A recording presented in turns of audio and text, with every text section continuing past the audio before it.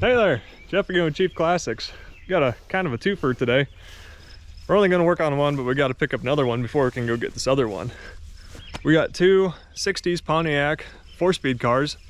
Let's spin the camera around. Let's check out this first one. So we have a 1965 Pontiac 2+2. That was a 421 HO tri-power 4-speed car. Got stuffed in the rear end a long time ago. Poor thing. Pretty cool car originally. Black. Red interior. It doesn't get much better than that, does it? So, I think between this one and that wrecked one I've got, along with the, I suppose the blue 2+2 and another 65 Catalina I've got laying around, I think we can put this one back together. We're gonna figure it out. But we gotta get it out of here. And I think this is gonna be, minorly difficult. I don't expect any of those wheels to turn. I don't expect any of them to hold air. But we have a winch. It'll be fine, right? It's taking shape and it's building pressure. Let's see if it can hold 15 pounds long enough to get itself on the trailer. I just love these fins on the fenders. Aren't those neat? That's a telltale sign of a 2+2. Got the jack picking up on the front end a little bit. Just kind of helps the tires air up, helps them take shape, helps the bead seat. We'll probably end up having to do that to the back too.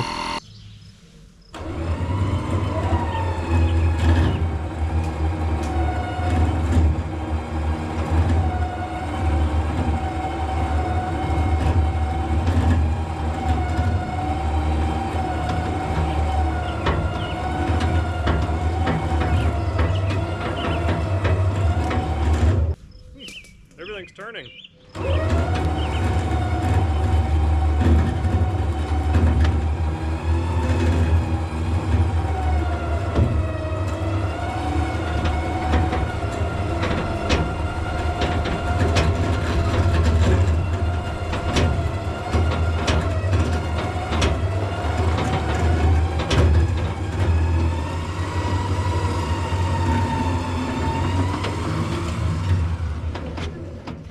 Must not have any brake shoes in it.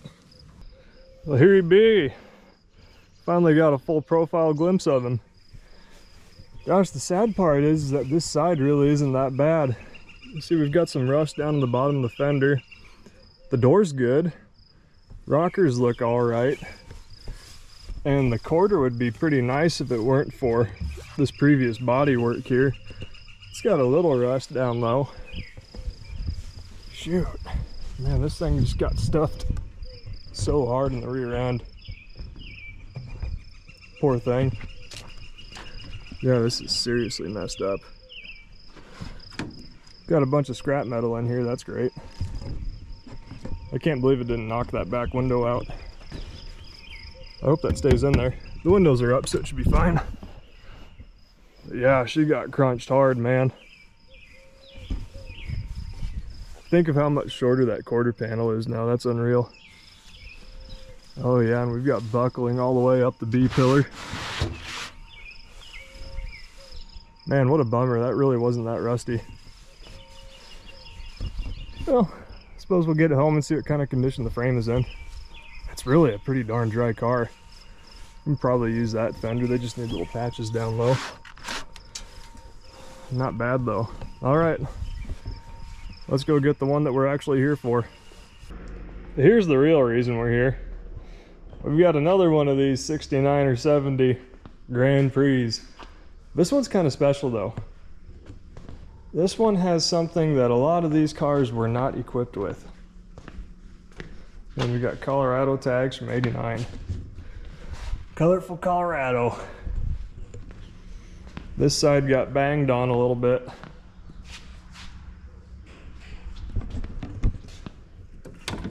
But it's got this going for it. How often you see one of these with a hand shaker in it, huh? Not very often. I have no idea what engine's in it, but this here was the reason for buying it. Got 90,000 on the odometer, about the same options as that green one that we were dealing with, minus the reverb. Oh, no AC either. Heat only car, another Model J, but with a bolt action. I am really excited for this one, guys. Let's get it on the trailer.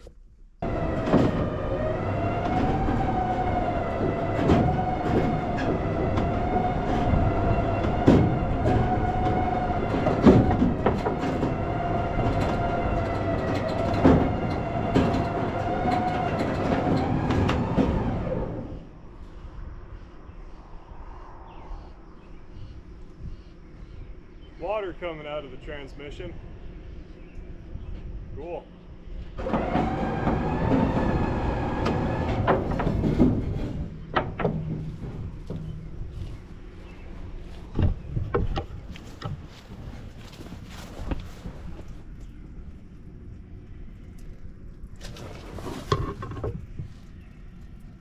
Rusty water. Awesome. I thought that the bottom of this thing looked a little scaly. Yep, it's ours now. Quite a haul we got here. You know, I didn't think this Grand Prix was going to be as big as it was, but it really took up a lot more trailer than I expected. I did not realize that it was going to hang so far off the back. Granted, we're, you know, well within legal limit. That's only like, what, 1.5 feet, 2 feet? I think we've got 4 feet before we really have to worry about it. That ought to ride. We'll check it in a little bit.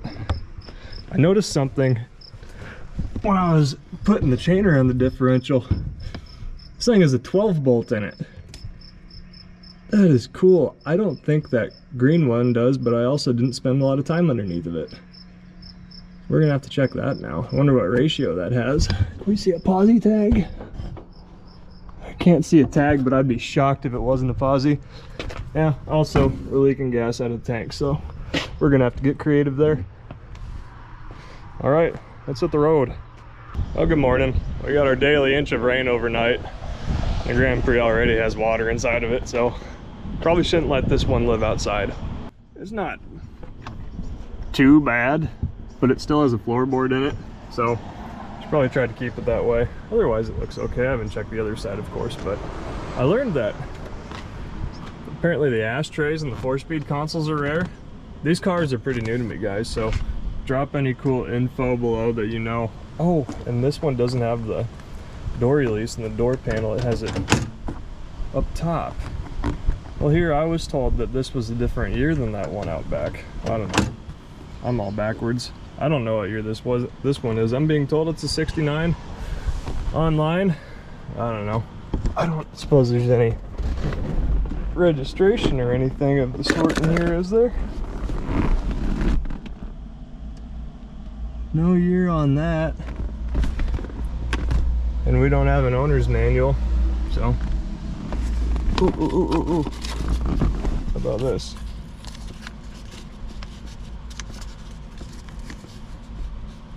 I think the part, oh, here we go. 70, this one's a 7.0. The green one's a, really? So the green one's a 69 and this one's a 70, huh? Well, at least according to that it is.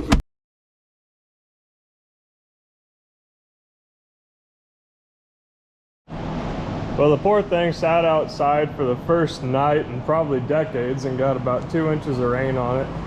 Now the interior smells like an aquarium, but at least we got some of the dust off of it.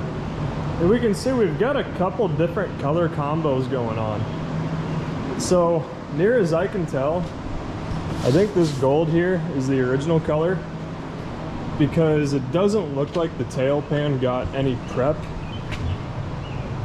So the paint's just flaking off, so that gold's probably original. Oh yeah, and then we can see it underneath the trunk lid as well. And then back here looks kind of wavy, and you can tell that they took the Grand Prix script off and just plugged the holes full of Bondo. It's a good look. The vinyl top doesn't look bad, surprisingly. We've got a little bit of rust poking through here, but this seam feels good. It's just kind of buckled up right there, not really rusty. Yeah, here's more gold paint. We got fancy two-tone. How's the other side look? The top of the vinyl top looks nice. Yeah, we've got rust color poking through and we can kind of feel it. It's a little crunchy in here, but not bad all in all. This is definitely the good side. And even the good side has rust. Yeah, we've got rust down along the bottom of the fenders and the rocker. We've got goofy stuff going in here. It looks like somebody pried that door open with a spud bar. Yeah, more rust down on the bottom of the quarter. Same. But it's a 4-speed car, so that's cool, right? Got binked in the front end a little bit. Front bumper's kind of tweaked up, but maybe our, gosh, what was it? Whatever the car out back is 69. I think this one's a 70 based off the registration that's in it. And I don't know, people are arguing on my post on Facebook back and forth whether or not it's 69 or 70. I don't know where the title's at right now, so I'm not gonna look. We'll leave it up to you guys. Yeah, this door's got Bondo in it. This side was smacked pretty good, I think. And then our door gap here is all jacked. And we have more rust. Interior isn't all that bad, really. The door card's pretty nice. These are good sized doors, man. Aside from our driver's bucket, ooh, even has headrest being tore up, it's really not that awful. That dash isn't cracked. Darn mice. Got a couple little holes in the headliner. That steering wheel is about as sticky as you can imagine. Like I said, 90K. Ooh, this is a Hurst shifter. We've got the Hurst script on the side of it. Apparently this ashtray for the 4-speed console is rare, so that's all right. Yeah, that says 70, so we're gonna go with 70. Yeah, door cards aren't bad. How's this seat? This seat has the same thing going on, but it's comfortable in here, you know? It's not totally hashed out.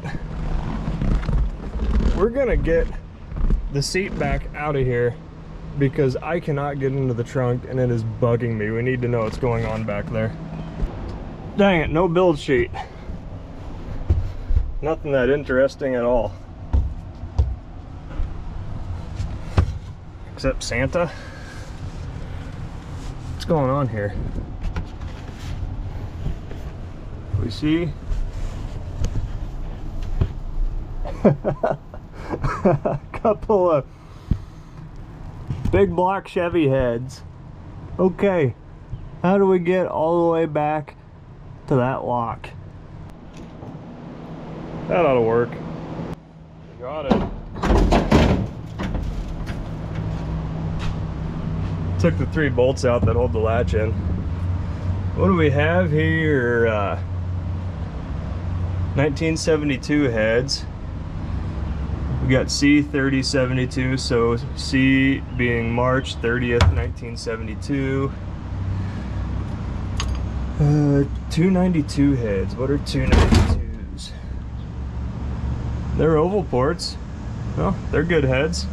Let's see if we can learn anything about them. Well, they've got large open combustion chambers, so they aren't all that whippy, but they've got screw-in studs, push rod guides, so I guess we'll keep them around. We won't sell them to the scrapper just quite yet.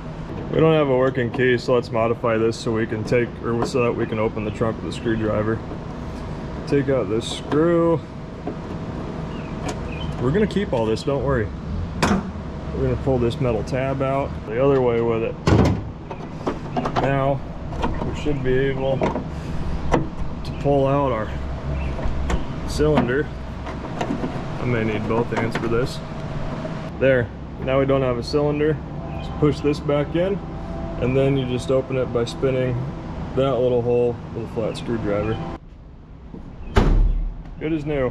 So it's not the best engine, but it's a good engine. It's a WX code. Comes back as a 350 horsepower 400. So not bad at all. Can we see what heads are on this? Are those 99 heads? I'm not familiar with those. So I had the plugs out of this thing months ago, February probably, When we picked up the wagon, these came from the same spot. So when I picked up the wagon, I checked out this Grand Prix and one other car, and the engines appeared to be stuck in them. So I took the plugs out, filled the cylinders with Marvel, and they've been marinating for about, 4 months now, 4 or 5 months. So let's twist the plugs back out and see if we can get the engine to spin over. I love the chrome valve covers they used to use. So all the plugs in here look really bad. Yeah, bad. No, I'm not gonna sugarcoat it. All right, let's give this a shot. There are no plugs, so there should be no compression.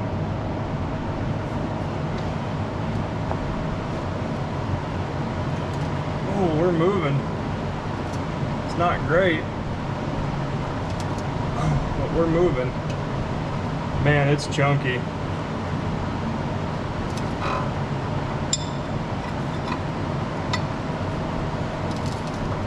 I think we're gonna be okay though.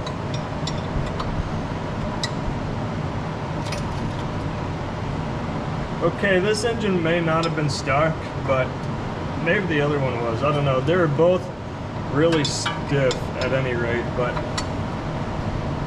feels all right now. Well, let's make a mess. Let's put a battery in it. Spin it over. Have a Coke. We have power when we're trying to crank, but it won't crank. We'll see if we can put the button on there. Getting absolutely nothing off of the jump switch either, so I'm supposed to put it on the left and take the starter out. Haven't had to do that for a while. I tell you what, man, the bottom of this car is scaly as all get out. I think that's just leftover Marvel. Yeah, probably some water too. So we got discs up front and drums in back. Oh man, this whole car is just fuzzy. There's our big old honking long tail shaft Muncie 4-speed. That's pretty cool. Is that a long shaft? I don't know, that just might be a regular shaft. I don't know, I'll have to check that out. I'll have to measure that. The frame is scaly too, but there's not holes in it. No, it just has a lot of surface rust. That's paint overspray that's starting to peel back off of it. Yeah, because typically if they're gonna rust, it's gonna be up here and where the back kicks up. And aside from this hole looking a little bit mangled, I think it's otherwise all right. There's our big old honking 12 bolt.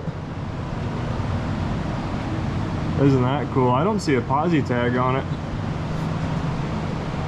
Oh man, who would make an open diff 12 bolt in one of these cars? What a waste. Back frame rail looks good. The tail pan's beat up, but it's not wasted. I suppose we're gonna have a fuel leak somewhere in this general area, so we're gonna have to remedy that. I don't know, that's water coming out of the trunk. This thing's not totally gone. No, this side of the frame is scaly, but it's fine. Same with this. The pans look really good.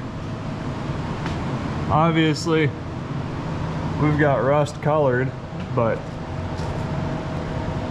I mean, they're still pretty solid.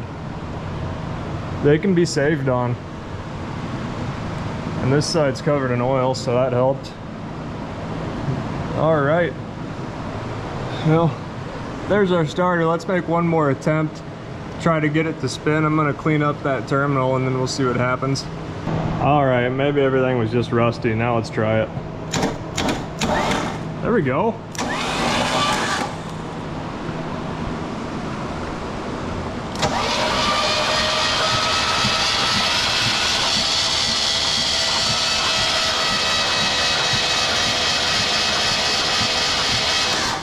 Cool.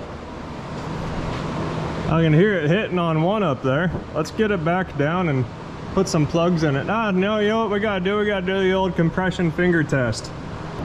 Well, I don't see a bunch of oil everywhere, so I wonder if it all got past the rings and it's in the crankcase now.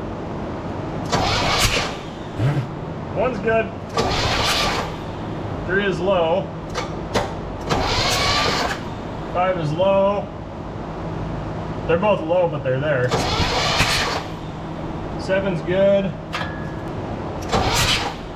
2's good. 4 is low. 6 is good. 8 is good. So we've got some low. We got some good. It'll be fine. So I like trying to save money as much as the next guy, but these plugs are bad, man. So we've got some R45S's we're gonna throw in there. And we're just gonna go ahead and do an entire tune-up while we're at it. All the plug wires are mismatched. And this engine has seen a lot of moisture, so I don't have much faith in all of the surfaces and the cap, rotor, and the points being good, so we're just gonna start anew here. Hey, check it out, we have a nice clean looking quadrajet though. Wonder what was going on there. That looks really nice. Does it move? It moves! Man, I think that's gonna work. Son of a gun. All right, new plugs are in, new points are in. We've got power at our points, that's good. That means our wiring is all together. Let's put the rest of it together. All right, we have our new plugs, wires, cap, rotor, points, and condenser in. Now you probably don't need to do all of this if you're gonna get it running, but we want this thing to run as best as we can get it to run because we're gonna kind of rely on this. Probably gonna sell it, probably want it in the best condition that we can have it in, so we've got our spark tester in line. Let's hit the key and see what happens. All right, the key is on. Let's hit it. Let's keep this out of our fan.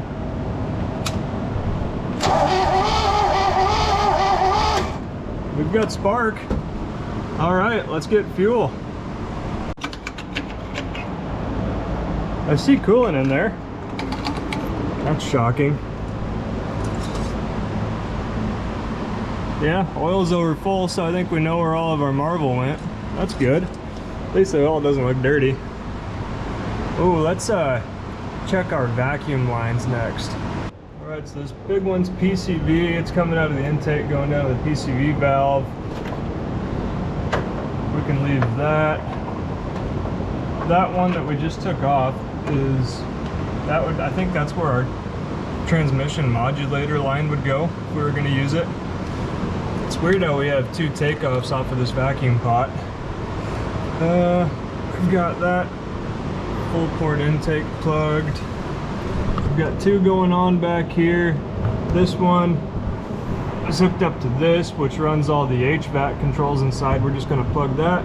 And this other one is full manifold vacuum advance, which is how they came on these cars. So we're gonna hook that hose back up and then I think we'll be good. Then obviously the other big one in back goes to our brake booster, and that's also full manifold vacuum. Okay, I think that's all. Let's put fuel in it and see what happens. Safe to assume with the hole in the tank that our gas tank is empty. Fill this until we start seeing fuel coming out of our accelerator pump. There we are, we're right there. We've got something to hit the float with. Well, that isn't going to matter right now. The needle and seat, I should say, but we're not going to have any fuel pressure, so we don't need to worry about that at the moment. We'll give it a nice big prime, and we'll turn the key on.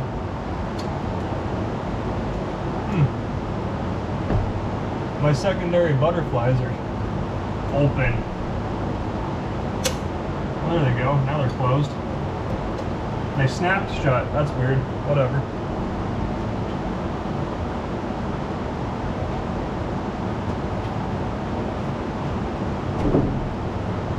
In case you're wondering, the fire extinguisher is behind me.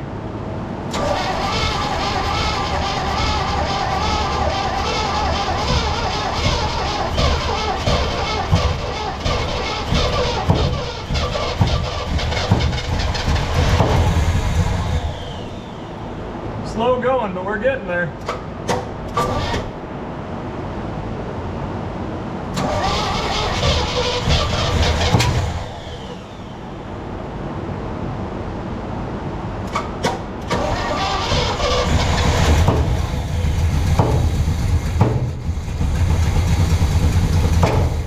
have a sticky valve.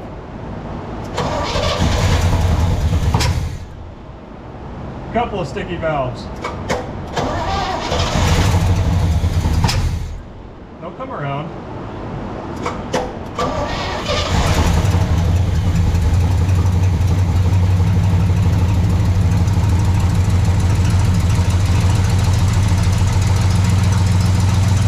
Valve train noise isn't too bad.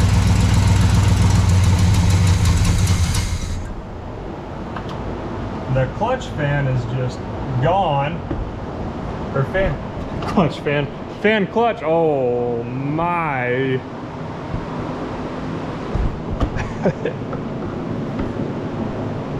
Well, isn't that something? These cars used to be clean. Man, that was a lot of dust. Yeah, we got a nice trail coming out of that pipe. It's fine. Let me turn it, I gotta turn another fan on in here. Let's hit it again.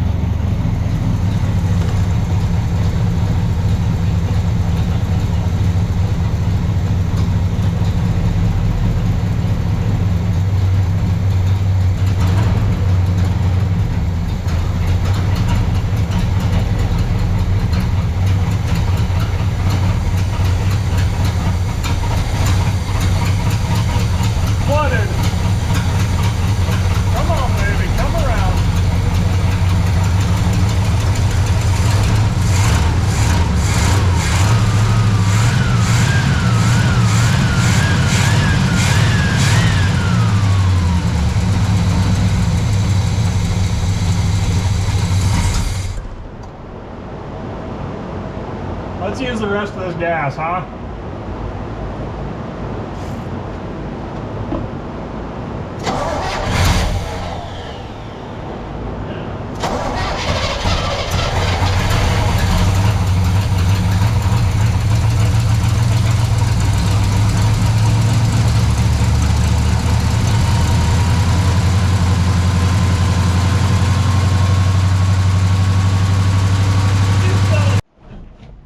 We didn't try out anything in here.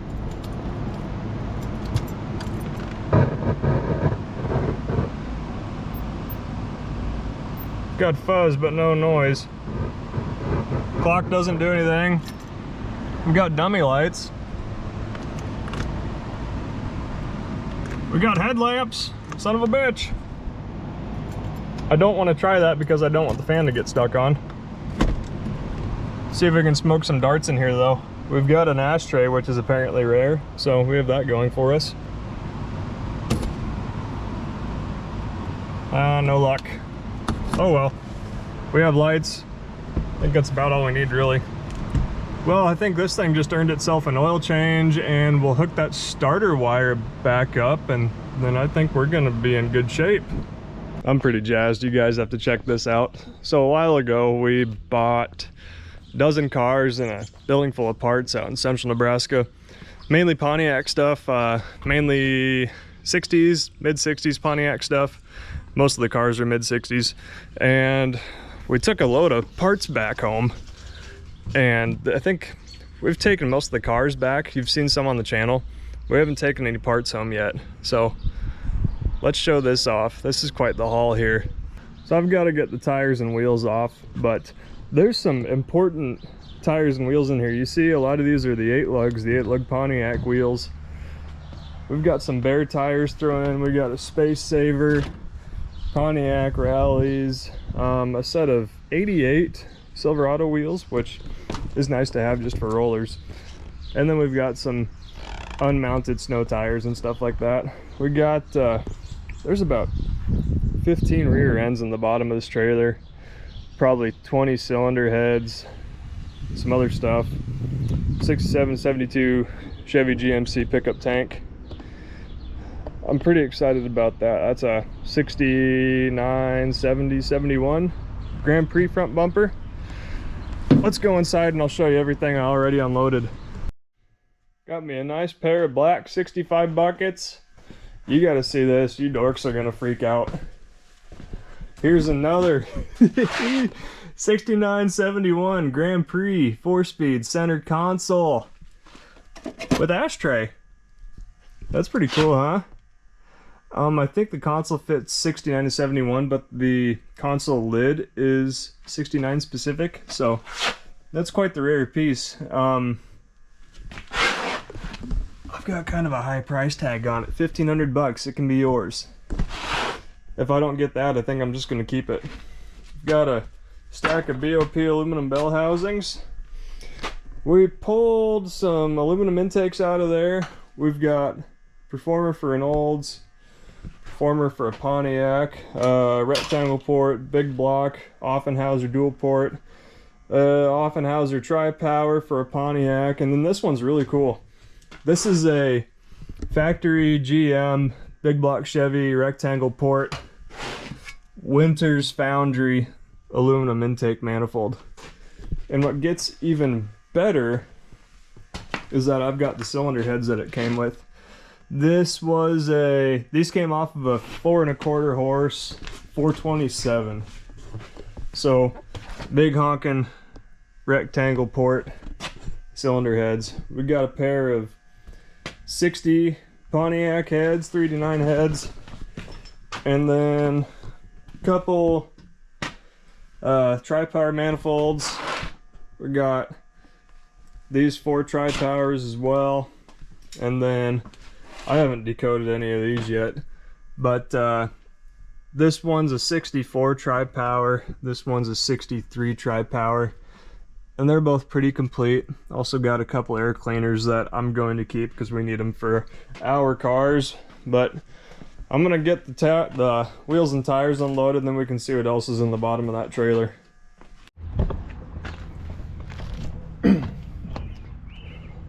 We can get a little bit better look now.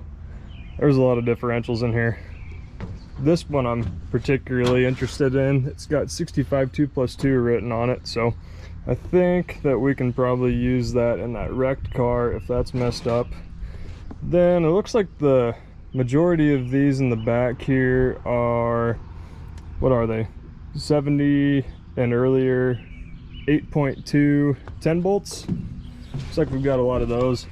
And you can tell by this indentation on the side of the cover, that's usually what they are.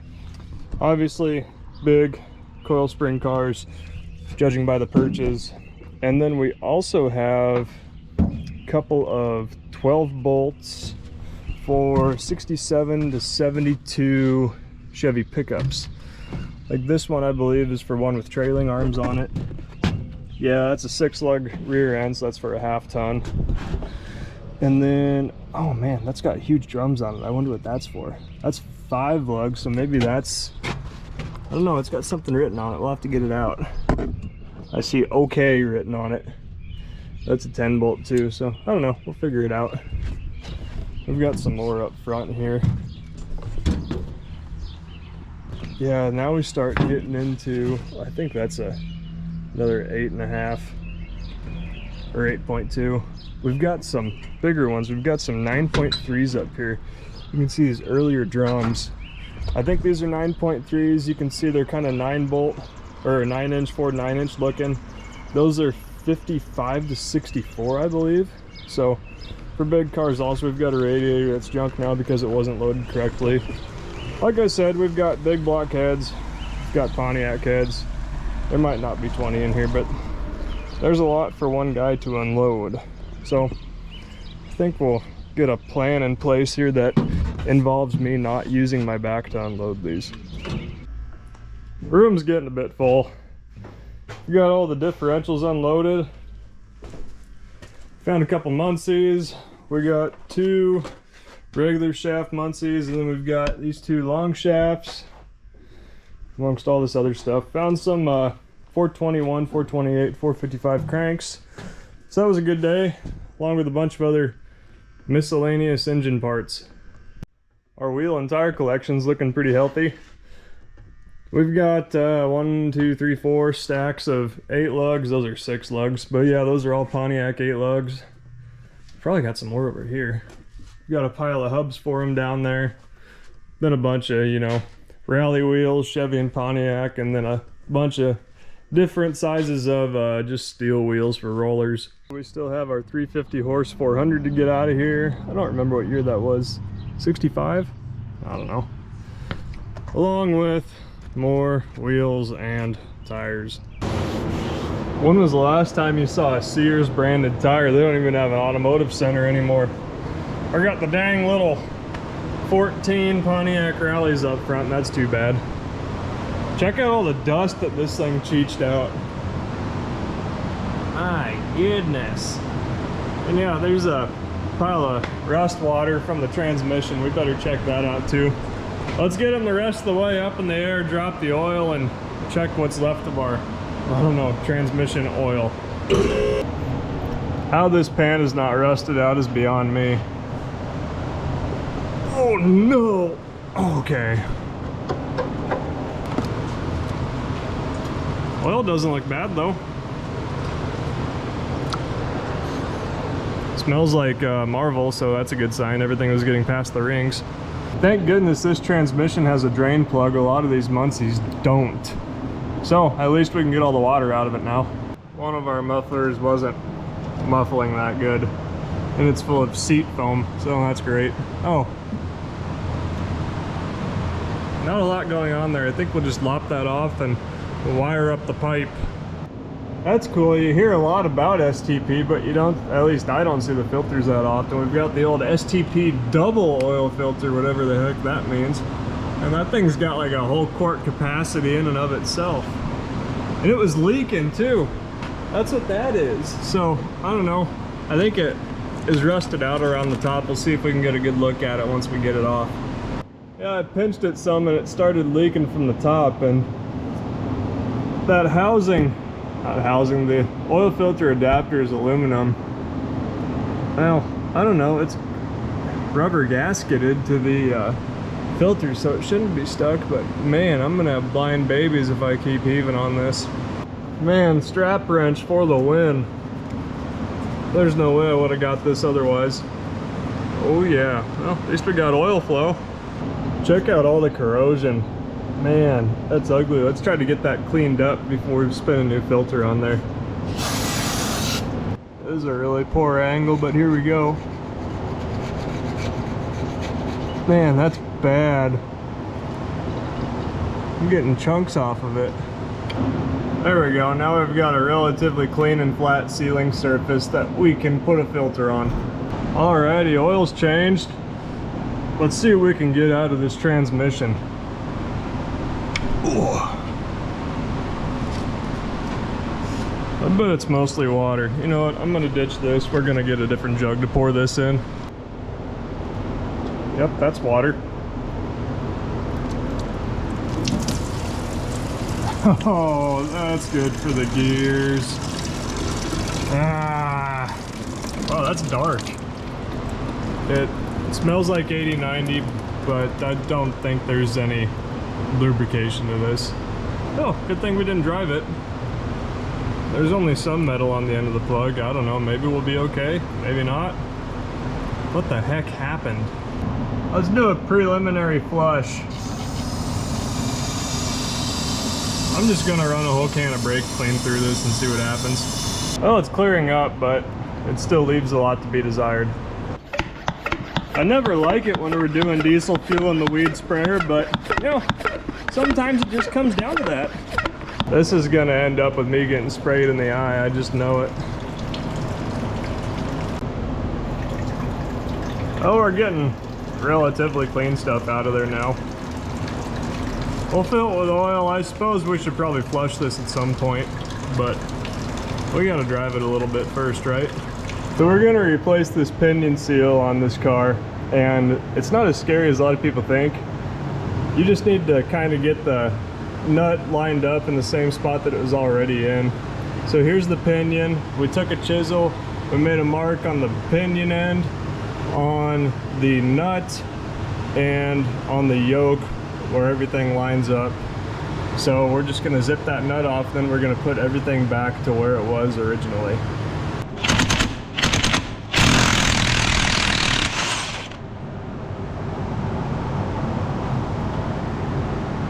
And this should, now we might have to tap it out.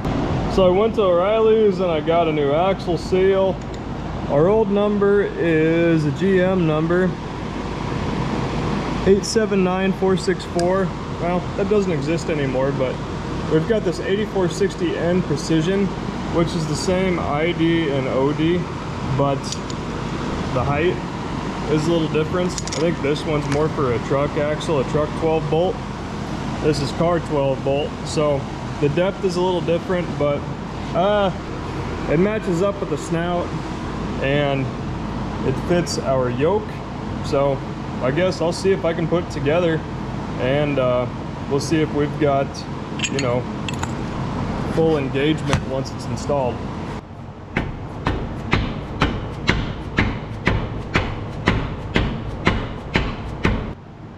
Yoke's on, washer's in. Let's put some dabs of blue Loctite on there, and now we'll put our nut on.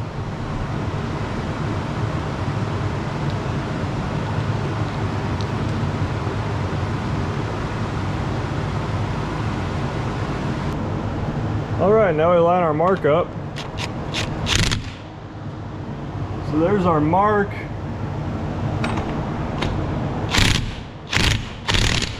This is gonna get pretty darn tight.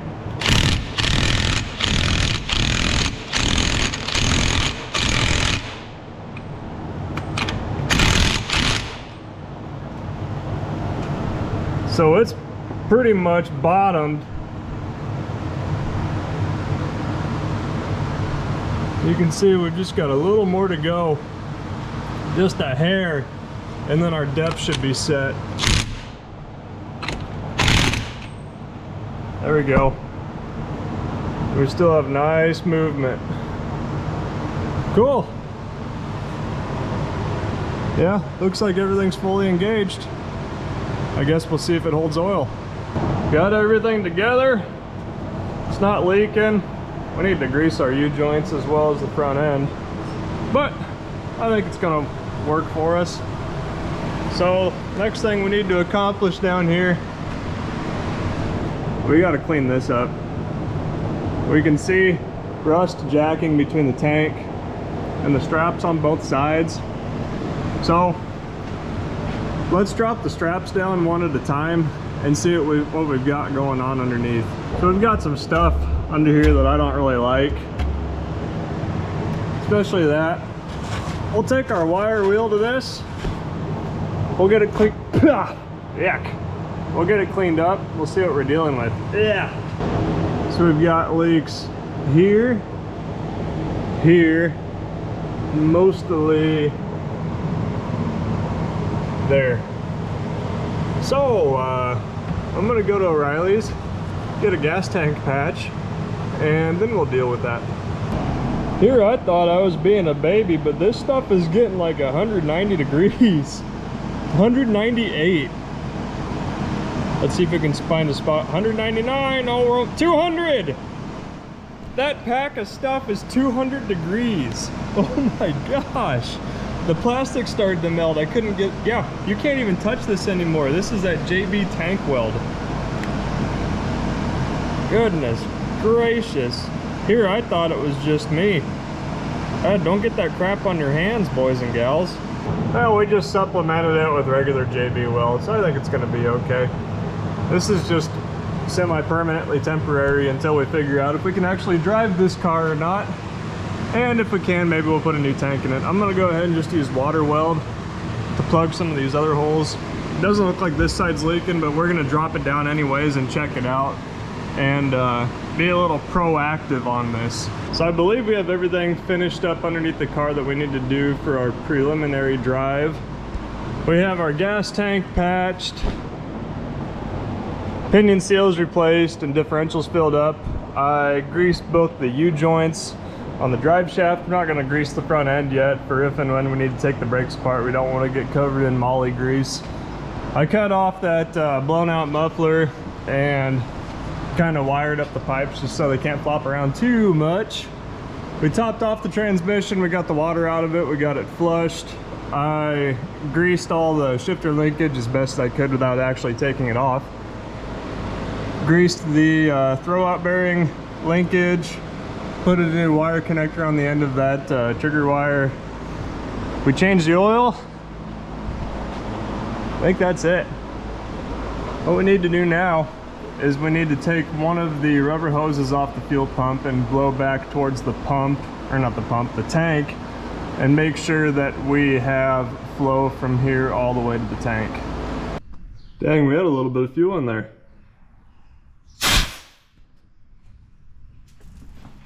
Yum.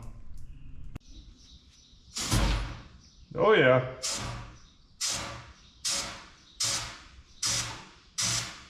There is resistance at first, and I think that's because the sock gets plugged up. So we probably just blew all the gunk out of the sock. Either that or blew the sock off, but yeah, I can hear air hitting the tank, so let's put it back together and see if it'll pull out of it. Well, we're putting a fuel pump in it now. Yeah, that's nice. We just broke the fitting for the fuel return, so oh well, at least we know it's gonna work. Alrighty, we're tuned up, we're lubed up, we're fueled up, we're fixed up. Let's fill this carburetor, fire it up, see if we can get it to pump fuel out of the tank.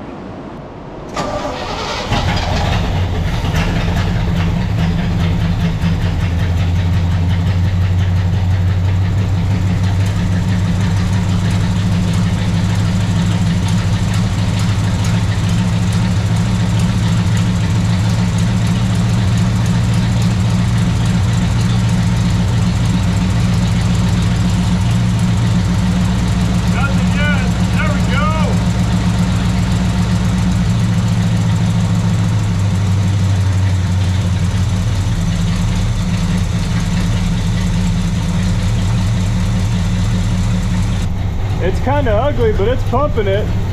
Filter's staying full.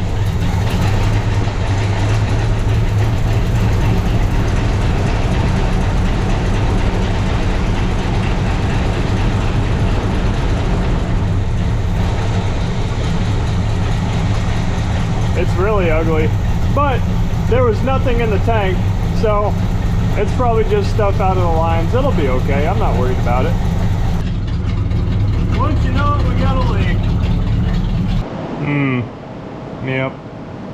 Pulling the hard line. surprised it was able to pull fuel through that. Bad news is there's not a good spot anywhere to tie into this crap. Great. I totally did not just run 15 feet of rubber fuel line all the way from the tank. It's about a foot from the tank. Well, let's fire it up and see how it works.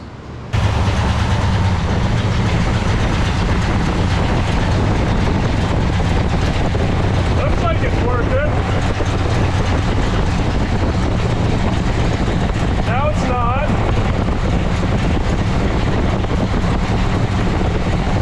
Come on, fill up, baby.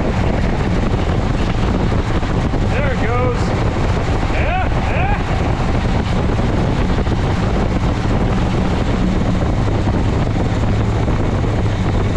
Hot dog.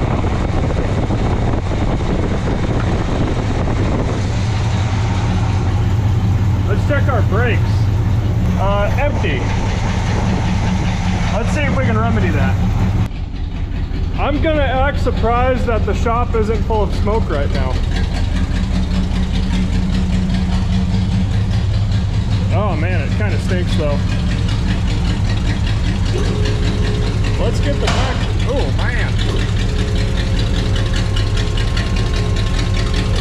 Back wheels off the ground.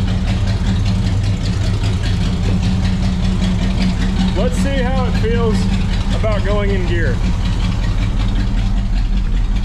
We kind of have power steering. Clutch feels good.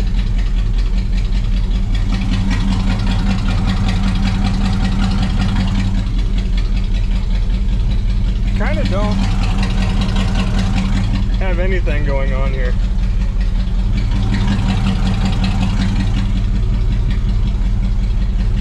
How can I have nothing? I can feel my gates.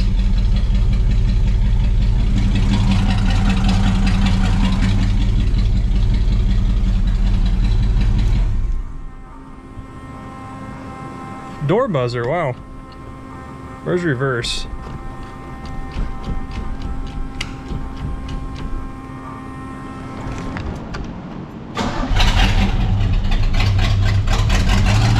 Unless the other side is spinning. I don't know, I feel like I've got a whole lot of nothing here. Let's get it up in the air, get some channel locks on the shifter and see if we can move it around. So it's in neutral right now, and you can tell it is because these three arms are all lined up. That's how you adjust them. There's a little plastic pin or a drill bit that you can put through a hole in these three, and that's how you adjust these nuts. When you have that pin or whatever it is through these three, then that's when you adjust your lengths on your shifter. Let's see.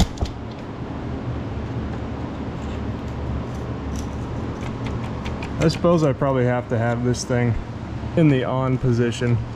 Yeah, because we probably have a reverse lockout. Well, let's get rid of our reverse lockout if we have it. No, we don't, because it'd be right there, wouldn't it? Well, then I don't rightfully know what's preventing us from moving this.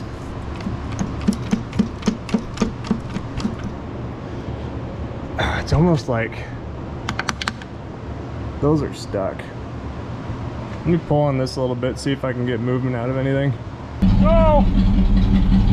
I did a little prying around. This thing's got a lot of throw to it. First,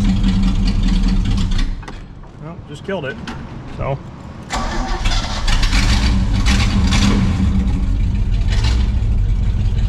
Reverse.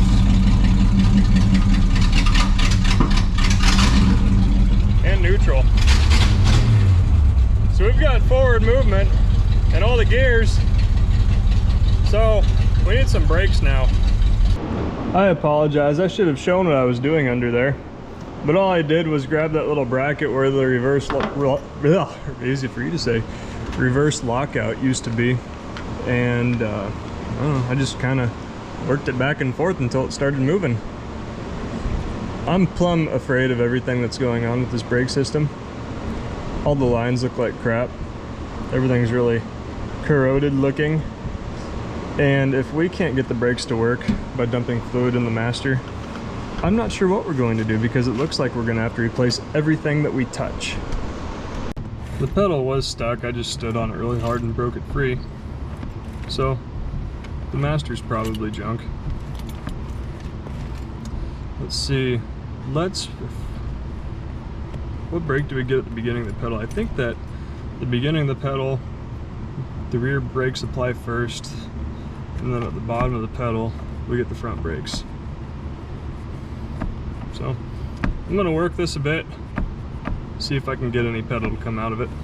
Well, we have movement at the master. I don't know, I guess let's put freol on all the bleeders, see if we can get them cracked, and then I guess we'll see if we can bleed the lines. So I can see at least 1, 2, and 3 spots in this 1/4 inch brake line that are leaking to the back off the proportioning valve. So I'm going to try to just replace that one and see how it treats me. So you see my trouble here, how everything basically looks like it's made out of brownies. I'm afraid to touch about all of this, especially that line. Yeah, that's not going to stand a chance. So let's just try to crack the bladers, see if we can get fluid out of them. We're going to go from there. Don't do this too long or you stand the risk of blowing apart the rubber brake hose. Especially if you do like this. Yeah, you'll blow those rubber brake hose fittings apart. Ask me how I know. So, that went about exactly as predicted, so it's time for plan B. As much as I'd love to spend several days and roughly $1,500 going through the brakes and the fuel system, just can't make sense of it with this car. This would be an undertaking. I would be very unhappy about it, and I would be upside down, and I don't want to do that. And my reasoning is, somebody that buys this car is probably going to go through the entire car anyways, probably take the frame off the body and replace every wear item in one shot. So it's probably not going to make the car any more valuable if it has new fuel lines and brake lines, beings the thing's going to get blown completely apart, probably sandblasted. You have to take all the lines off anyhow. So we're going to do the next best thing. We're going to try to make the brakes work. Keyword try. We're gonna get this freol on everything that we can, because the cable's probably stuck inside that sheath. Oh, we can get on it over here too. So we're gonna try to get as much penetrant in this cable as we can.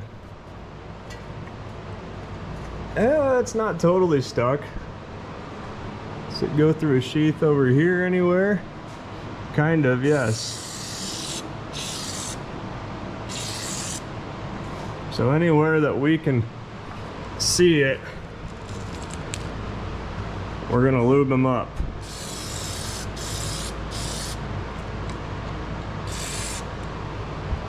I think this is why women typically live longer than men, because I think this is a good idea. In retrospect, probably shouldn't have tried to touch the brakes anyways. Probably should have just, I don't know, probably not try to break bleeders off. But we'll let this marinade, see if we can get the cables to move inside the car with the little pedal. Okay, hope this doesn't stay on. Oh no, it doesn't move.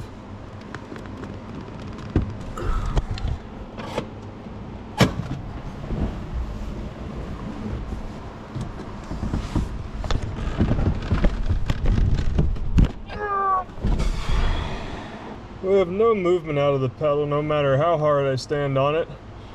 Let's get back underneath and see if we can see anything that's obviously seized up. Well, I don't know if it's gonna work, but we're gonna give it a try. We're gonna try to agitate these cables a bit, because the main cable is probably stuck within the sheath, and if we move them around, maybe we'll be able to break the two free from each other, you know what I mean?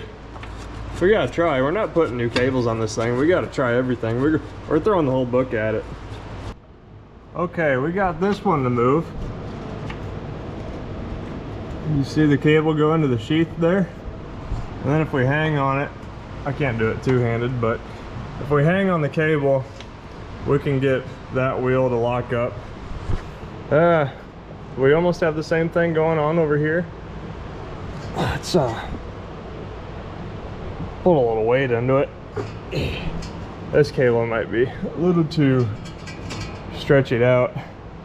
May need some adjustment, but we're not gonna get anything for adjustment if our pedal doesn't move. So let's go stand on that again. All right, round two. Don't mind my bird legs.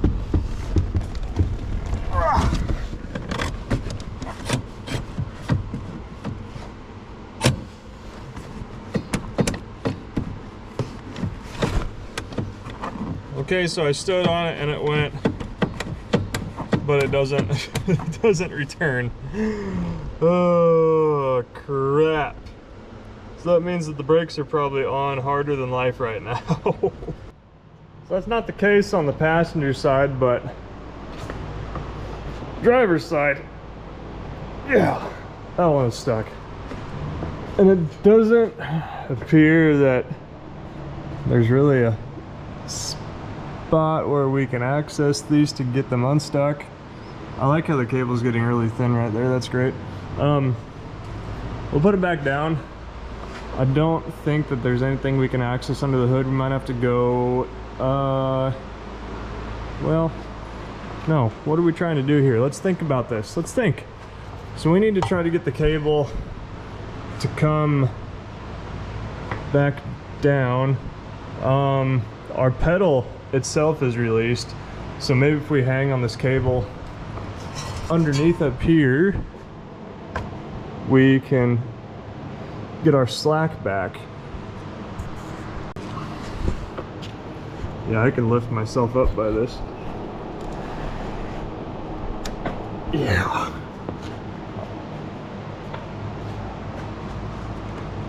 Lifting myself up by the cable.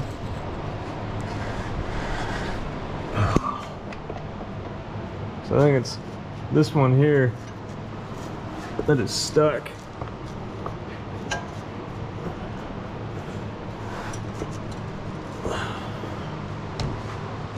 That's not as tight anymore. Did we release it? Almost. I doubt that we're stuck inside the wheel. Let me think about that. No, there's no really good way to get stuck inside that wheel. I'm about positive it's cable related. Okay, we're getting some slack again.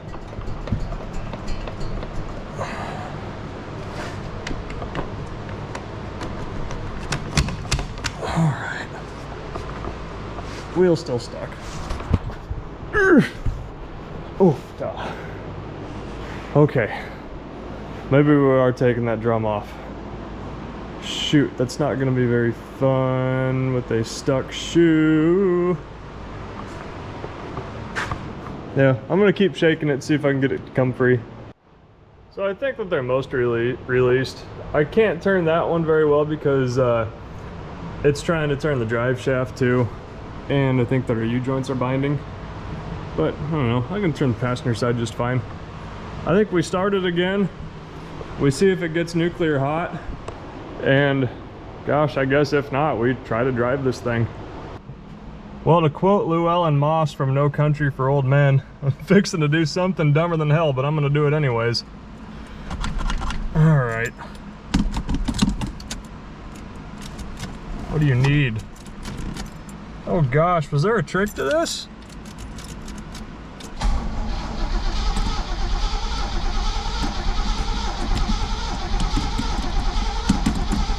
Come on, little buddy.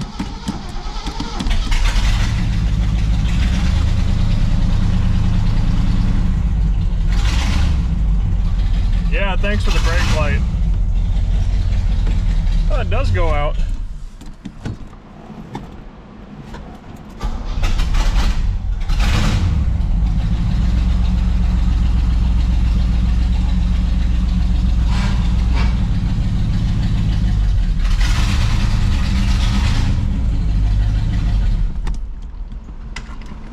So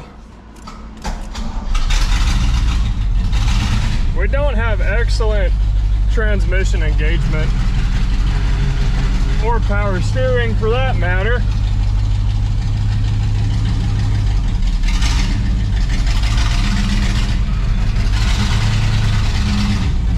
We do have power steering, it's just not excellent.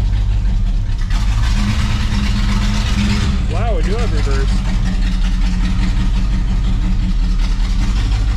Okay, this is gonna take all 6 of my brain cells to get out of here. Just give me a sec, will ya? As luck would have it, for the second time today, nothing that's in this spot wants to start. I think it's in the starter itself, so that's great. I think it's in the solenoid. We'll just get the jumper switch. What a nice place for a starter to go out. Up against the wall, within sniffing distance of the lift that we just had it on. I tried hammering, I tried jumping. We have no engagement. You can hear the solenoid try to engage, but no avail. So we have a starter laying around. Let's just toss it on there. You mean to tell me that this grimy son of a gun quit on us? Thought our impact was gonna quit on us too. Better here than 5 miles away, I guess. Oh, you pile.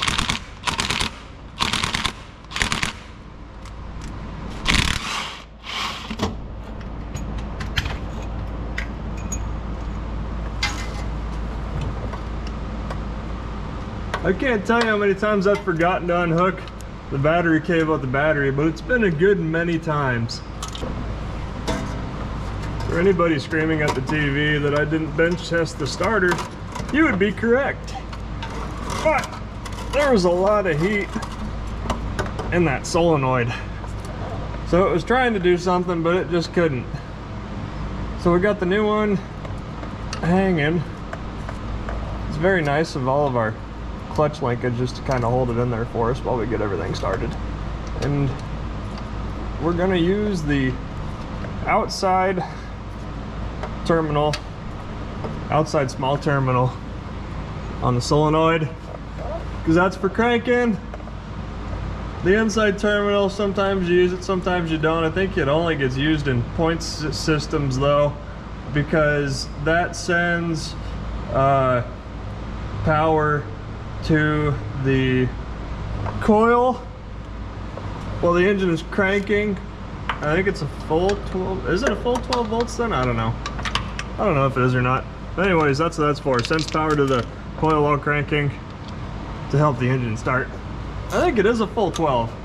Yeah, because I think that cranking, it gets a, oh gosh, I'm about to drop that on my head. I think it gets a full 12 when it's cranking to help it start, and then it drops back down to 9. No, I'm probably full of it. It's getting power from the solenoid whilst cranking. I don't know. Don't listen to me, please. Small wire goes on outboard terminal. We didn't have any shims on the old starter. We're not going to put any shims on the new starter. Probably don't need it.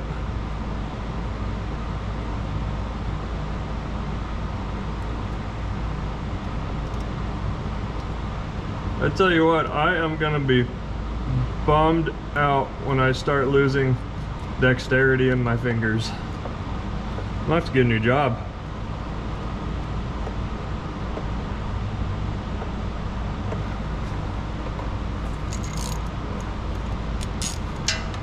Luckily, I'm only in my early 30s, so I think I have some time. You don't think our high resistance could be caused by our main power wire that's about chewed in half, do you? No, I don't think so either. I don't think it has anything to do with it. Forget we ever saw it. Please, please, please. What? That just sounded like a bad connection. Oh yes, that's quite a sloppy connection.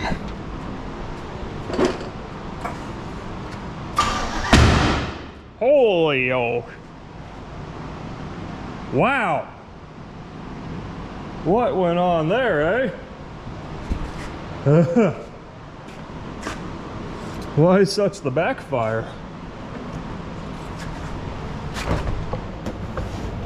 I suppose we don't have any. Yeah, we don't have any mufflers to blow out. It works though. Okay, let's try it for real this time. We got our fire extinguisher and some tools.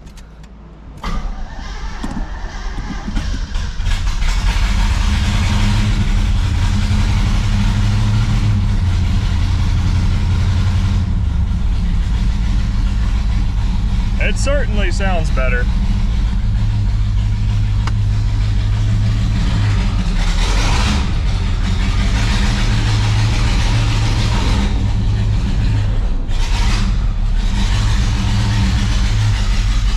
My gosh.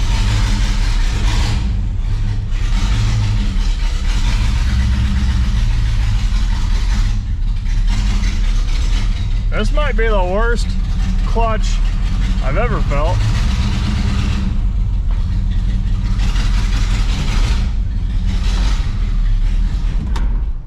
And it doesn't really want to come out of gear.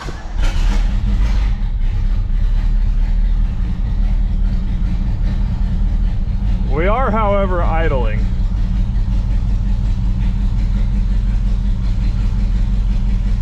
I don't like this.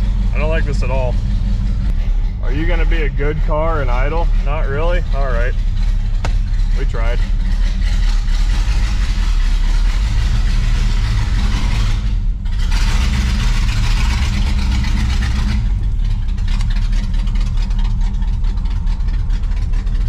I must have a brake dragging, which is probably a good thing. This ain't good.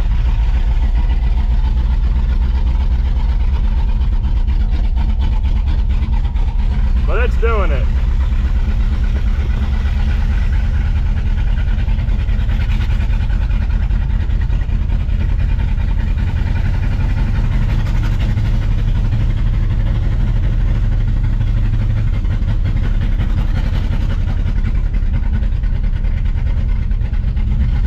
Let me get out of town here.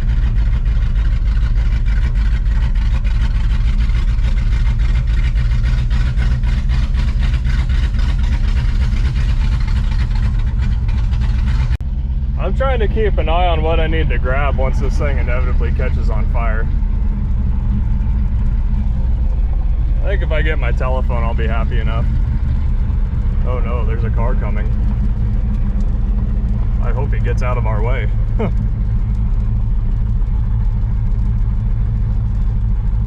I also brought 2 batteries in case I get in real trouble.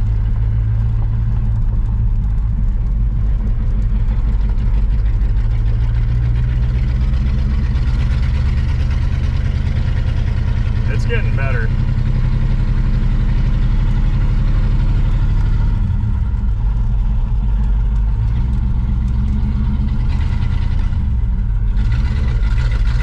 There's second.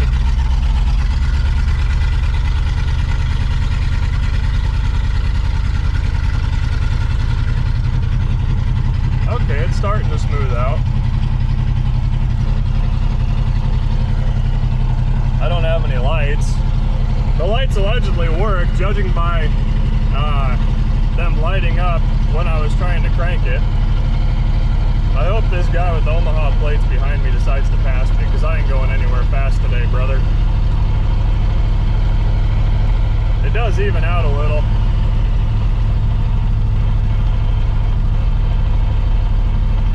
I neglected to mention that it's 106 degrees outside today.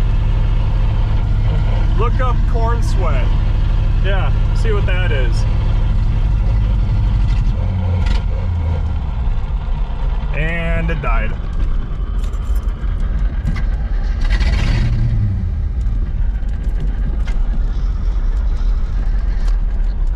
We lost something.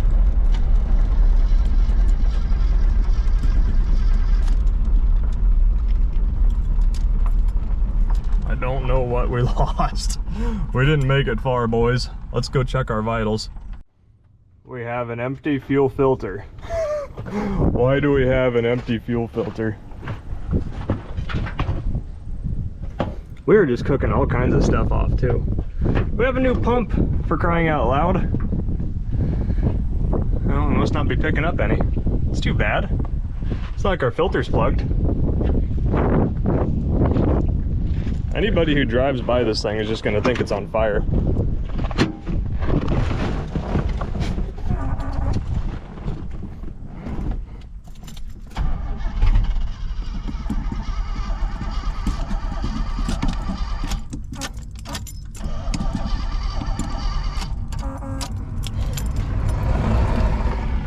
I should have waved at that guy. He could have been my ride.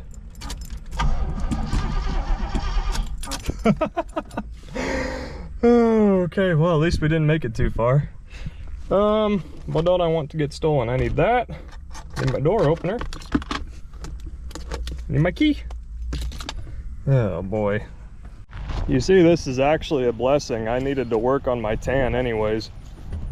So, let's figure if our fuel supply issue is from the tank or from the pumps. We've got another tank rigged up to our brand new pump. We'll see if we can get that to pull. We'll do a prime here, just enough to fill up the bowl. Okay, little shot. Let's try to fire him up.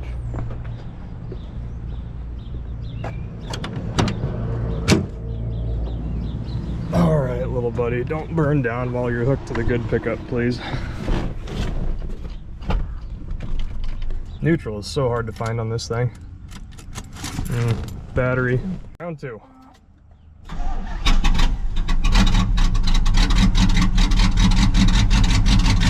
All right, now we'll watch the filter and see if it fills up.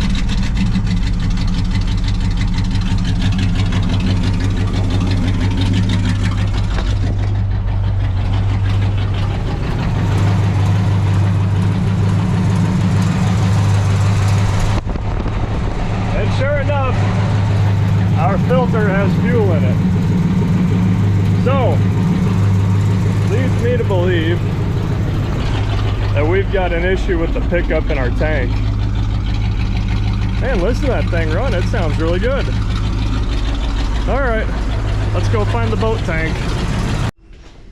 I believe I left it in the 66 Grand Prix. Does this thing need a trunk key? Wow, it does. I'm afraid to look in here, honestly. Honestly am. Honestly, it's what I expected. Poor thing. I need to get it out of here.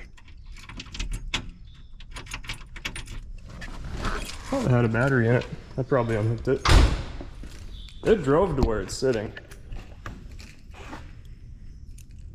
Oh my gosh, which one of these is the trunk key? It's not this blue looking house key, is it?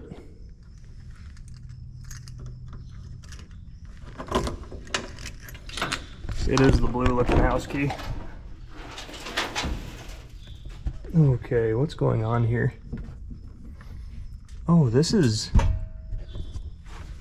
We need actual wrenches to get this thing apart, don't we? Holy crap. Okay, well let me go get those. I forgot that there's not really rust back here, so we're actually going to have to take out a plug to run a fuel line. I am shocked. Oh well, this will be a better option for us anyways. We know it doesn't have rust in it.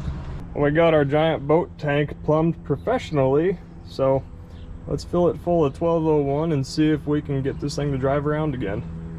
All right, let's prime it again. It's going to need to run a while to pull fuel all the way back from that tank, I believe. We'll hit the key. I just checked to make sure that it was in neutral, I think.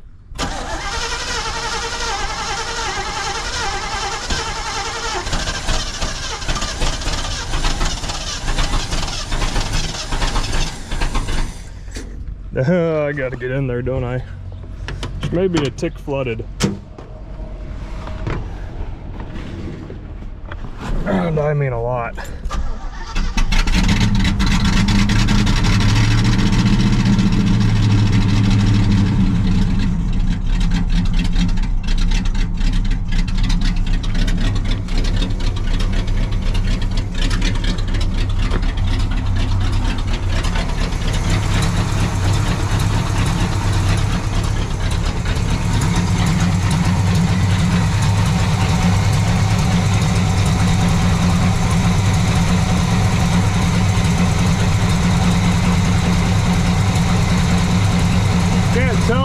picked it up yet or not.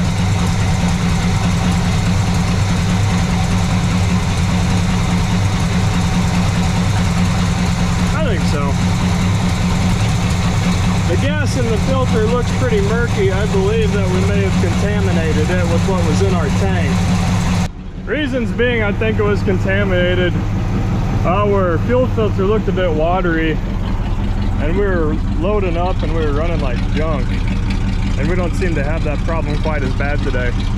Well, let's get it on the trailer, off the trailer, and see if we can try this again. So the great thing about today is that it's gonna be 106, but it's not there yet. And also the pickup is already hooked up to the trailer, so that's great. All right, are you gonna start, buddy? Oh. Of course not. I think it's just a battery problem.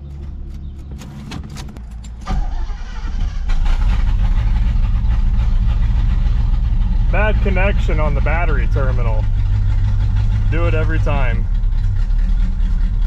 All right, we'll let them warm up and then we'll try to take off. All right, let's try this again. I think we're running better than yesterday. Yeah, we're running a lot smoother. I don't see the trail of smoke behind us anymore.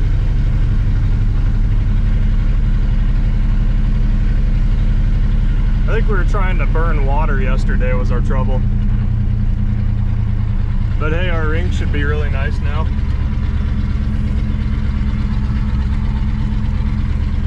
Tell you what, the power steering on this thing does not want to come alive. Oh good, they're flushing hydrants today, it looks like. Or is he just filling up his tank? He may just be filling up his tank. He's just filling up his tank.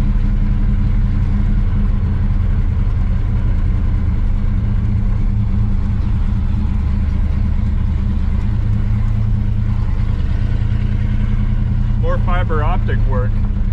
Can't wait for them to bore through my sprinkler system again.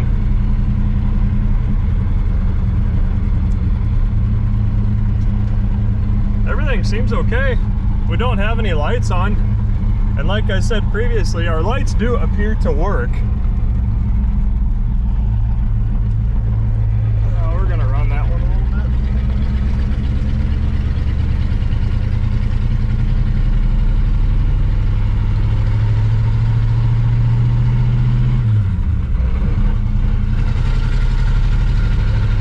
There's second.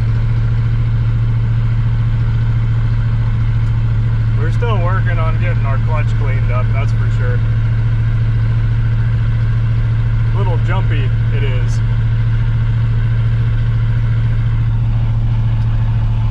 I don't remember, I don't think we have tunes. We've got static, but we've got no tunes. Man, I tell you what, the power steering will just not come around on this thing. I don't know if we're still trying to bleed air out or what the heck. What do we got here? The mid-early 60s Thunderbird, it appears. Oh, somebody just hit a stop sign.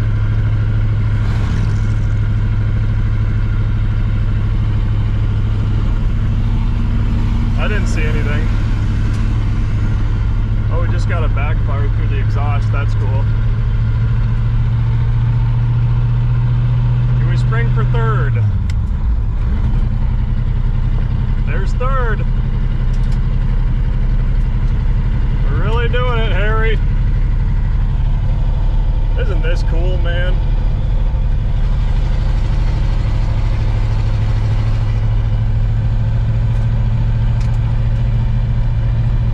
I see they're mowing the road ditch. We're probably gonna run into all kinds of nice beer cans and stuff like that today.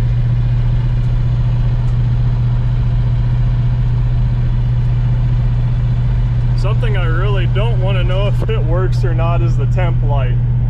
I'd rather not see that come on. I really can't believe that our alternator is hanging in there. Let's turn at this section. If we go to the next section, north, I think we start getting close to the dairy, and I'd really like to stay away from the dairy. Wow, we downshifted from third to second.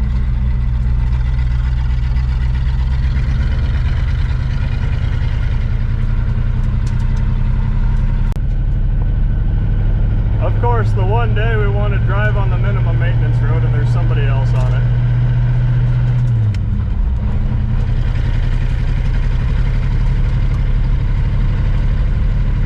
I think end of July is the deadline to get your ditches mowed, is that correct? Somebody else out there knows, I don't. At least we can't tell where the ditch is at, really.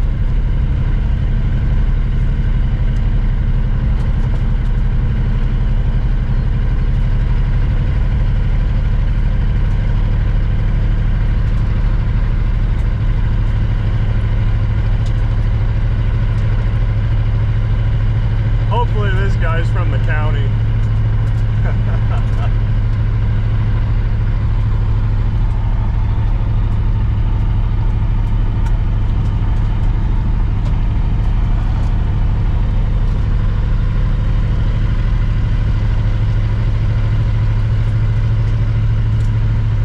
It's late July here. Check out the corn. Looking tall. That's probably, gosh, a good 8 feet, 7, 8 feet. It's pretty much reached its highest point. From here on out, it's just going to start to grow ears, which you can't tell, but I can tell that it sure is. We've had a lot of heat and a lot of rain, and that is good. I don't know, great, but good for corn production. The corn likes heat.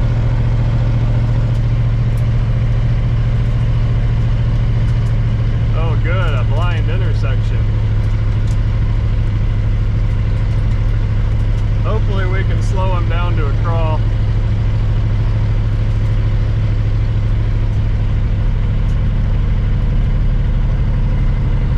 Let's try to downshift again. Transmission seems to work good despite it previously being filled with water.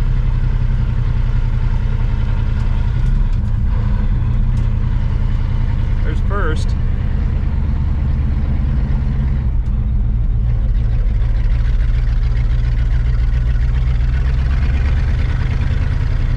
I was wrong. I think the dairy's another mile north, so we've got some space before we start to run into it, I hope.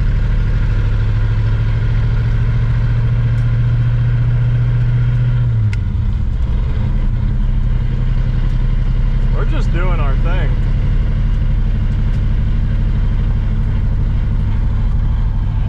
We've got a little bit of gear noise, but that's to be expected with a 4-speed.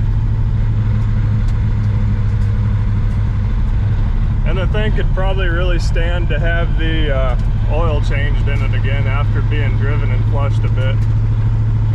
The car's really running good though.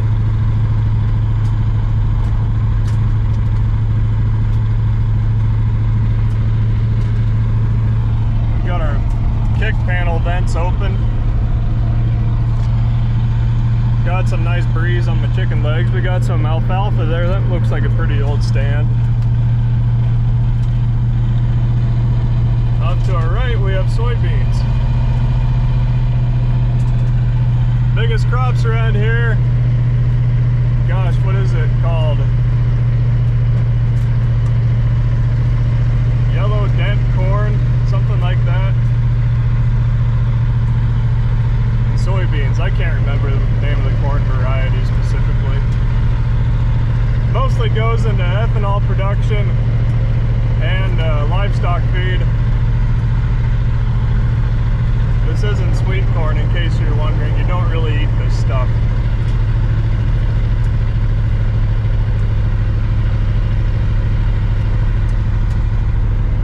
Hey. Oh, spreading some manure.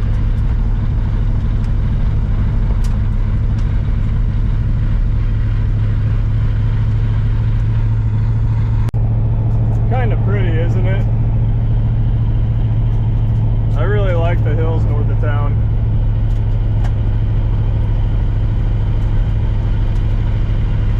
Plus it's not heavily traveled, which is a great thing for what we're up to.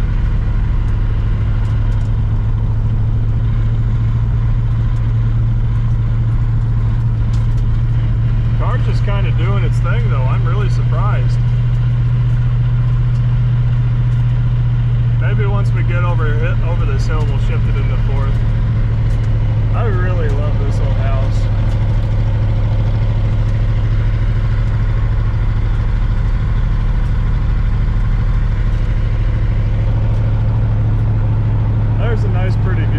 other side. Yeah, those blue harvestors up on the hill, that's an area that we're trying to avoid. I think we can turn before that though. Oh yeah, we can. I see the road. There's a helicopter up there. I don't know if you can see it. 4th gear. Oh, heck yeah. It really does go into the gears well. I'm surprised.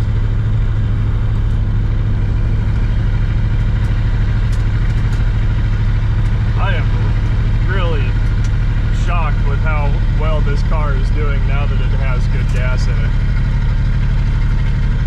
It's just counting them off, man.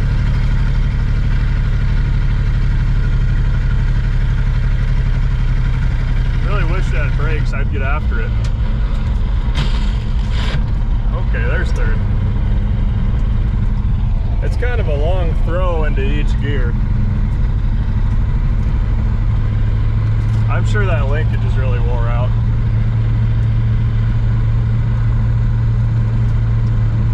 You pretty much have to shove it all the way up into the console.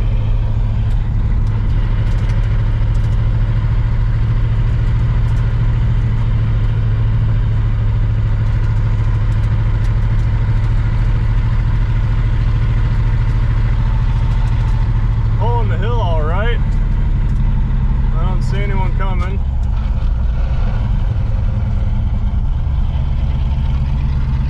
Third and second downshift is quite decent.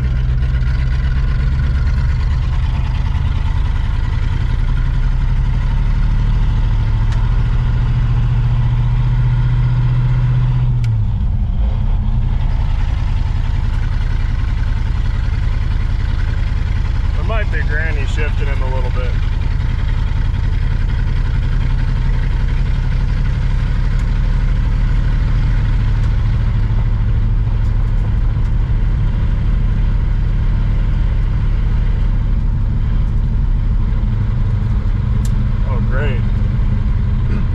Pickup. Hopefully he turns up here.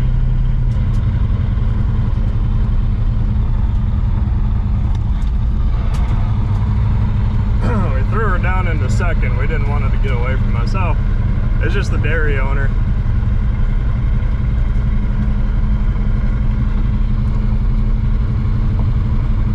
Good news, he's driving about as slow as we are.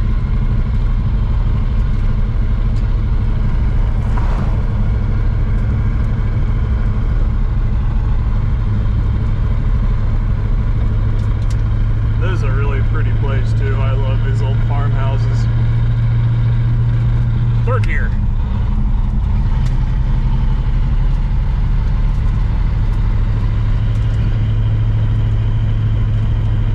Alright, we'll get up here on the flat ground and we'll stop and we'll check everything out and see how we look.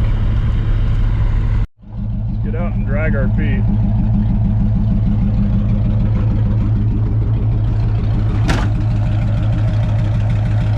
Thing's sounding good. It cleared up nice. Don't see any oil or antifreeze running out.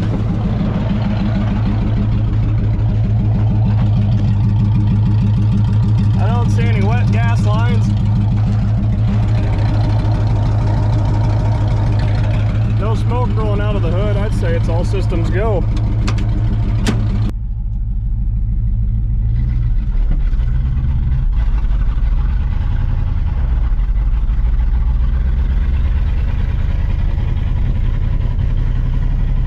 The car shifts good, but it doesn't take off that well from the stop.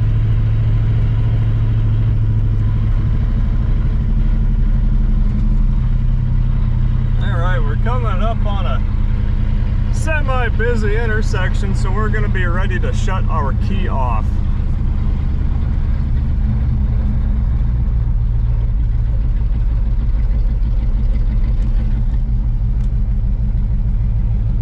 Good, good.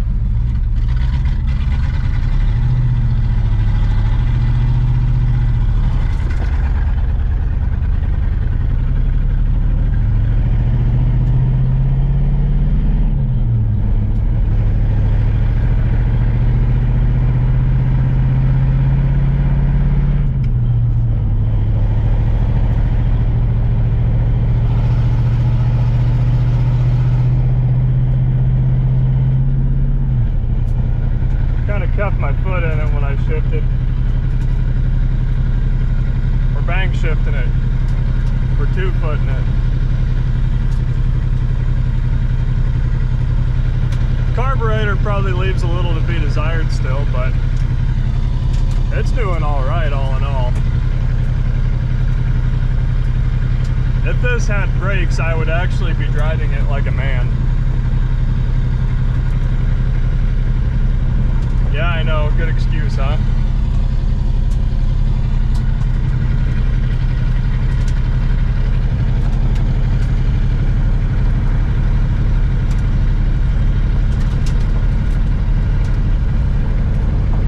Welcome to eastern Nebraska in the Elkhorn River Valley.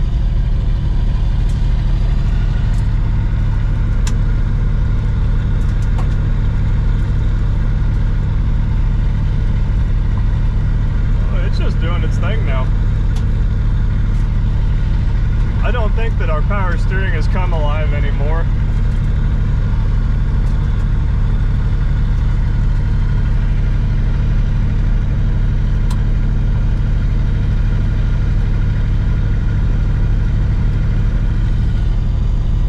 That big sprinkler, it's called a center pivot. They're typically a 1/4 mile long. They go around in the circle, they pivot in the center, hence the name. Used to build them, used to sell parts for them.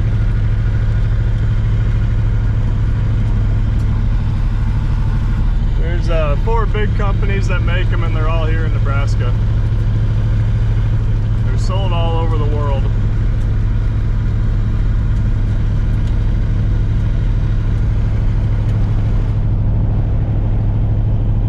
Just a nice little drive. We're just out road farming today. Nobody behind us, nobody in front of us. Things are looking great.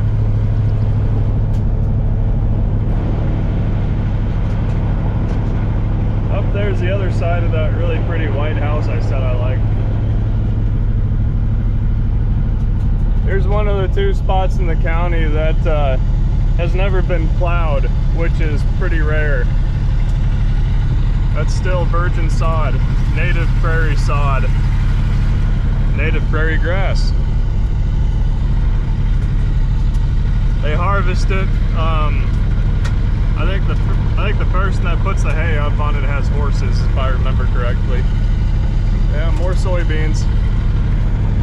That side as well.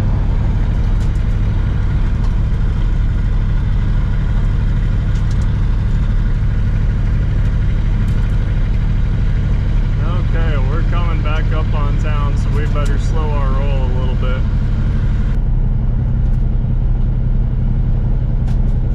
Let's see if we can get slowed down in time for the bridge. I'd like to check the level in it. Not in the bridge, but the creek, that is. Take our kayaks down it sometime soon, maybe. If I get stopped in time. First gear. There we are.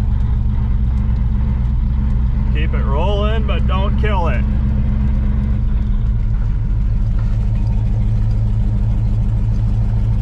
Level's down, but it's still plenty high and it's moving. Oh yeah, we can go kayaking.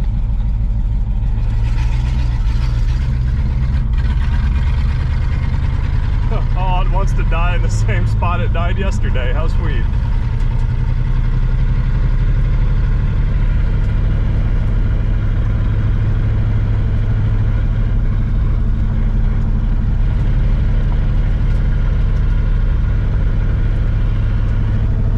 Broke my first ball joint on that bridge a couple months ago.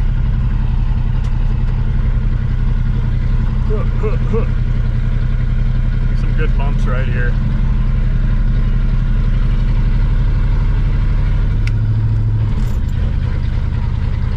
Yeah, I'm keeping my foot in it.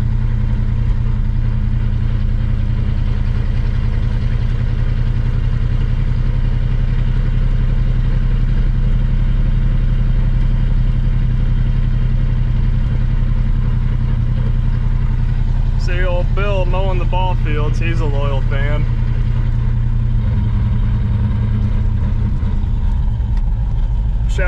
Bill and his straight lines. Oh, come on, we're second. There you are.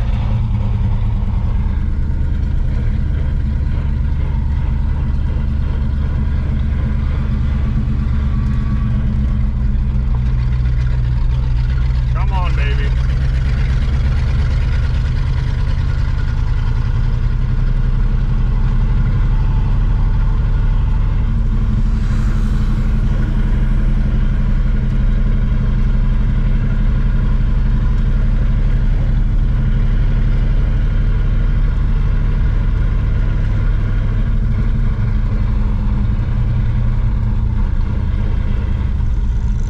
First gear.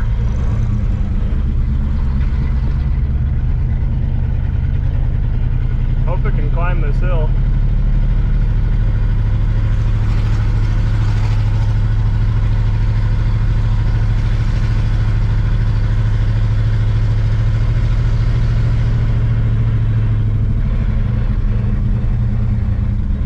Anyone? Nope.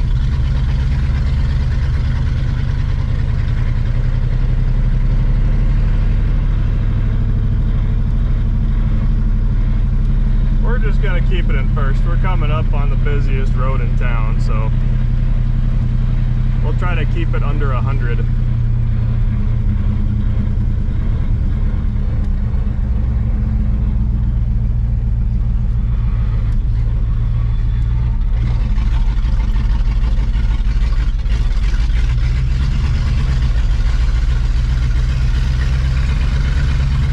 About killed it in the home stretch.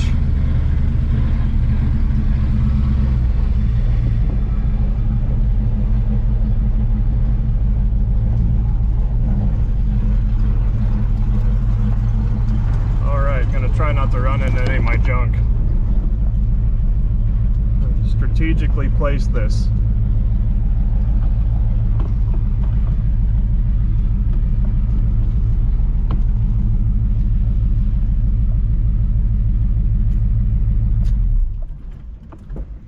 Beautiful. Can we hot start? Oh, hot start like a champ. Try to get this straightened out a little better.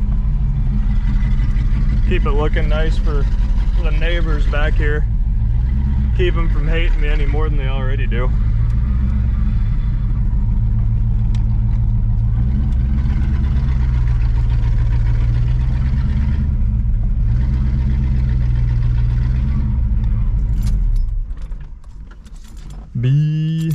Beautiful. We made it. Son of a gun, no tires blew out. We didn't hurt anybody. I don't see smoke rolling out from the car. Don't see antifreeze or oil coming out of it. We're gonna call that, I don't know, 5-6 out of 10. I did not get this car exactly to where I wanted it, but it proved to be a little cost inhibitive.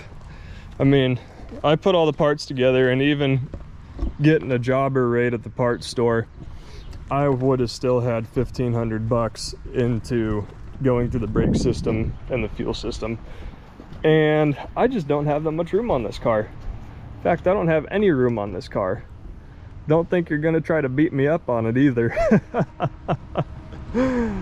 Oh my. Yeah, I hope that this thing ends up going to somebody who wants to restore it. It really does deserve it, I would say. I get that it's not super decked out, but it does have a manual. And that in and of itself makes it very special. I kid you not, that is about a $2,000 center console in this car because they're so rare.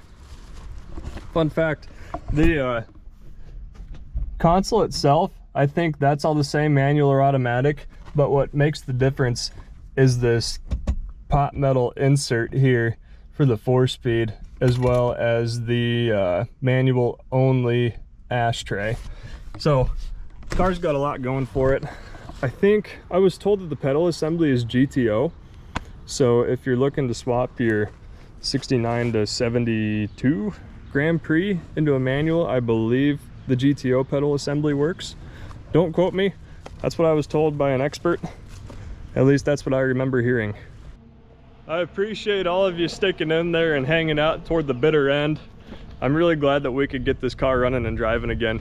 It's really cool. It's really special. It's kind of a piece of Pontiac history, if I go so far as to say that. Manual cars are way too much fun. I think that any car being a manual will add several $1,000s to it if, you know, it's a performance manual like this one is with the Muncie. Thanks again for watching. You may have seen some barn dust covered Pontiacs in the video. Those are coming up, I promise. I can't wait to get started on those. Got a couple more lined up in the meantime, so please like, comment, subscribe, and we'll see you again next time.